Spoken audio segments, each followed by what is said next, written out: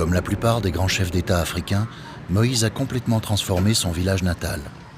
Il en a fait un luxueux lieu de villégiature où il vient se reposer et se ressourcer. C'est ici que toute son histoire a commencé. C'est un village qui m'a donné la chance de faire tout ce que j'ai fait dans la vie. Et j'ai commencé la pêche et voilà. J'ai dû gagner mon argent ici, très jeune. C'est la rivière ici qui m'a apporté la chance dans ma vie. Donc j'ai dû faire des économies à partir de $100 et je suis venu acheter le poisson salé. Quand je suis venu acheter le poisson salé, je suis allé livrer à l'internat de la Kafoubou chez un prêtre. Il m'a payé $600 et il était très content de la qualité de mon poisson. Il m'a demandé s'il pouvait me donner un prêt pour amener plus de poissons parce que c'était de la très bonne qualité. J'ai dit, un prêt de combien? 3 000. J'ai eu peur d'avoir un prêt de $3 000. Ça, c'était vers les années 85. J'ai revendu ce poisson à $16 000. Et donc là, j'ai senti que je pesais un peu. C'était beaucoup d'argent à l'époque, $16 000.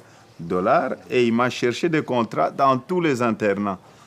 Quand il m'a cherché des contrats dans tous les internats, je me suis retrouvé peut-être avec $50 000 ou $60 000. Mais chérie, je ne dormais pas. Dans la chambre, tout le temps, j'étais obligé de compter l'argent. Quand j'ai quitté, je n'avais plus sommeil, j'étais obligé de compter l'argent. 3 mois après, je suis allé à la BCDC demander un prêt pour avoir un nouveau camion. Et j'ai acheté un nouveau camion. Et 6 mois après, j'avais 10 camions.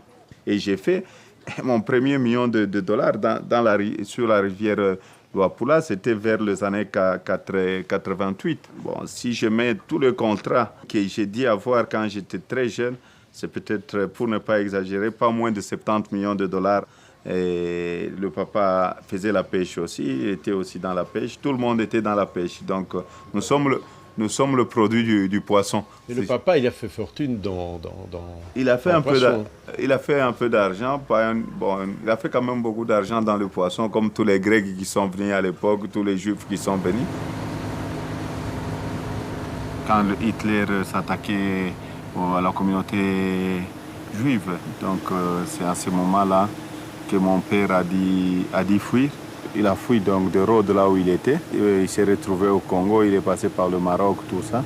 Et donc c'est quelqu'un qui a perdu ses parents très jeunes, à l'âge de 19 ans, dans le camp de concentration. Mon père, quand il est arrivé, il a commencé dans ses affaires propres, donc dans la pêche, il faisait la pêche.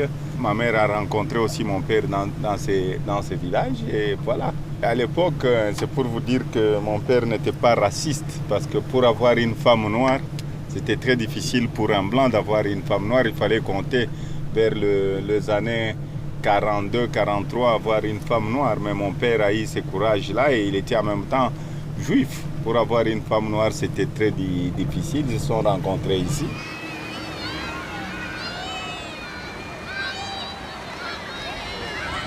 Oh, mon père est décédé, j'avais à peu près 12 ans. Et il est enterré ici? Non, mon père n'est pas enterré ici, il est enterré à Netanya. Netanya, c'est Israël. Je vais de temps en temps.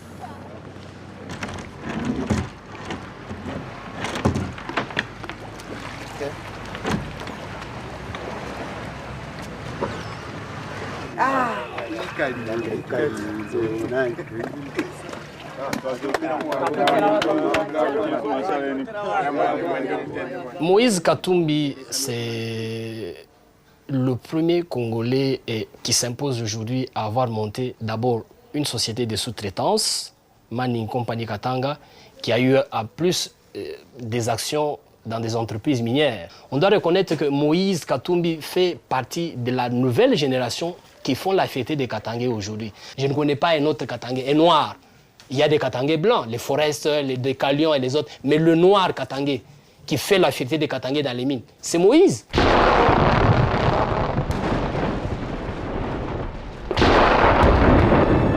Depuis sa légendaire réussite dans le poisson, Moïse s'est construit un véritable empire financier. Dans l'agriculture, l'alimentation, l'immobilier, l'industrie. Une nébuleuse qui a également profité de la privatisation de l'industrie minière. Parmi les multiples sociétés de Moïse, MCK est l'une des plus importantes compagnies d'exploitation du minerai. elle a obtenu de fructueux contrats de sous-traitance pour de nombreuses multinationales. Nous sommes au cœur de l'activité de MC Catract, le travail d'excavation dans la mine, la découverture. Moïse a eu cette idée géniale il y a quelques années d'investir dans un domaine comme celui-ci.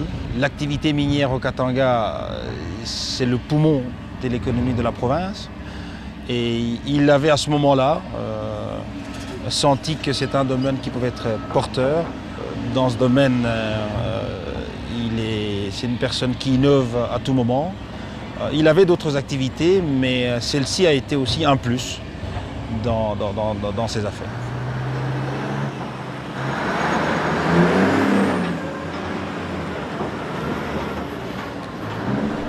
Il n'est plus actionnaire dans l'entreprise, il a cédé ses actions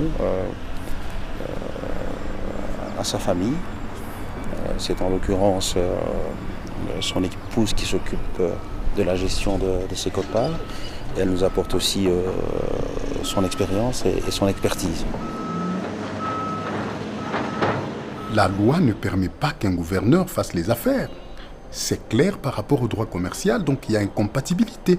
Parce qu'incompatibilité, il y a trafic d'influence, il y a abus du pouvoir. Et c'est la dérive à laquelle nous assistons par rapport à monsieur le gouverneur. Il dit que c'est sa famille qui a repris les affaires.